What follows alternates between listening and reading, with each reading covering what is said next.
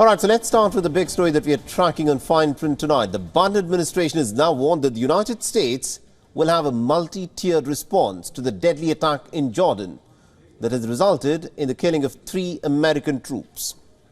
Washington has blamed the attack, the first one to have killed U.S. troops in the Middle East since the start of the Israel-Hamas war in October, on Iran-backed militants. But the question is this: what really will be the American response that is intended to be decisive but still must ensure that it does not widen the conflict further? Our next pawn gets more details.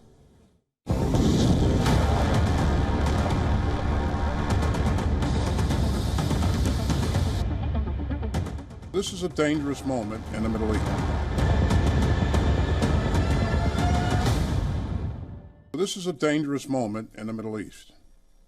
We will continue to work to avoid a wider conflict in the region, but we will take all necessary actions to defend the United States, our interests, and our people. You heard the U.S. Defense Secretary. New war clouds are hovering over West Asia. There are fears the clock is ticking. The Biden administration is under pressure to respond swiftly and decisively against Iran-based militants on the attack on its troops. On Sunday, 3 U.S. troops were killed in a drone strike in Tower 22, a strategically located U.S. base in northeastern Jordan, where the country's borders meet Syria and Iraq. Close to it is the Al-Tanf garrison, located across the border in Syria. Washington blames an Iranian-backed Islamic resistance in Iraq for the audacious attack. The U.S. intelligence believes the drone used to attack the facility was made by Iran. I would just tell you that, we will have a multi-tiered response, and again, we have the ability to respond a number of times, depending on what the situation is. According to reports, an attack is coming. U.S. officials have confirmed plans for a series of strikes spanning a number of days. Their targets will include Iranian personnel and facilities inside Iraq and Syria. The U.S. has significant military assets in West Asia. They include 2 aircraft carriers, support ships, and about 2,000 Marines. It has also deployed USS Florida, a nuclear-powered guided missile submarine. A weapon of choice for the US could be Tomahawk land attack missiles that deliver 1,000-pound conventional warhead hundreds of miles inland. The US has 2,500 troops in Iraq and 900 in neighboring Syria, but Pentagon is weighing its options and the consequences. Iran has denied any links to the attack and has warned the US. We have said many times, we will not initiate any war.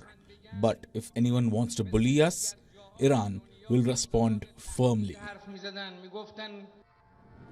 In recent days, there's a sharp uptick in Houthi military activity in the Red Sea, presenting further challenges for Washington.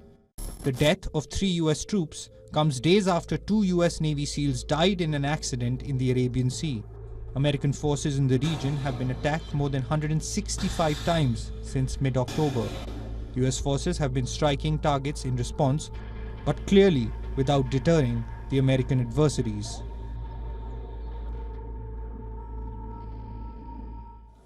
All right, now to give us more perspective on this, we're being joined by retired Colonel David Desroches, who's also a professor at the Near East South Asia Center for Strategic Studies at the National Defense University. He's joining us live on this broadcast. Now, Colonel, let me in fact begin by asking you this. Now, the Americans have said that they've decided on the response that they would want to carry out. What do you think will be the scale and the scope of this American response? It's a good question. So the scale will be intense. I think that what we'll see are a number of attacks against various Iranian proxy militias and probably also against facilities known to house Iranian Revolutionary Guard officers who provide their logistics support, their guidance, and their training. I think that it is also possible that we may see a geographical spread in the attack. So right now, there have been attacks from Yemen on ships in international waters. The response has been in Yemen. There have been attacks in Iraq and Syria on U.S. forces, and the response has been in Iraq and Syria. We may see it in other countries. I don't think we will see anything directly against Iran, however, because the administration wants to prevent this. They want to reestablish deterrence without triggering an escalatory mechanism. That's interesting now. And also, the statement that's been put out by the Iranian president, where he has said that Iran does not want to initiate a war, but at the same time it has said that it will not accept getting bullied by anyone. Do you think Iran is trying to draw the red lines around it in terms of the American action it expects? Yeah, I mean, Iran has always maintained this fiction that these groups that they mostly created, definitely armed with capabilities that they've armed and that they provide guidance to, that somehow it has nothing to do with them. And I think that, and this has been an Iranian strategy for over 40 years now, starting with hostages taken in Lebanon. I think that nobody is really convinced by that argument, and I think that some Iranian interests will have to be destroyed, and that this is going to have to be a decisive action. Mm-hmm. But I don't think the Biden administration wants to actually strike Iranian land, because I think that would be a rallying point for a repressive regime that's perilously close to collapsing under the weight of its own internal contradictions.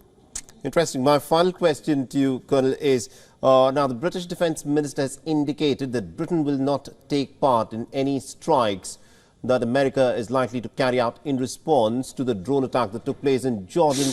Now, it's abundantly clear that both the United States and Britain do not want an escalation of the war, but the fact that Britain is saying that they don't want to be a part of the strikes, do you think there is a difference in terms of how Britain and the United States are, of course, approaching this issue?